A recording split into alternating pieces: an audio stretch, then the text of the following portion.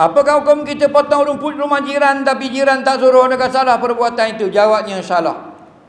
Kenapa? Kerana nak potong mesti minta izin. Atau kita tahu dia memang zon, memang membenarkan. Kalau tidak, tak boleh. Hak rumah orang jangan masuk campur. Ada orang suka rumput panjang, ada orang suka rumput pendek. Betul tak? Ada orang suka rumah kemah, ada orang dia suka rumah dia hanya. Nampak? Masing-masing. Jangan pandai-pandai. Kita nak buat baik, minta tolong, minta halal, minta izin dan sebagainya. Jangan. Hak orang tetap hak orang. Buah orang jatuh atas tanah kita, boleh ambil tak? Boleh, haram makan. Bapa boleh ambil tanah kita? Boleh ada. Bapa haram makan? Buah orang. Itu hukum. Okey? Ada orang ambil bulan umur. Makan haram.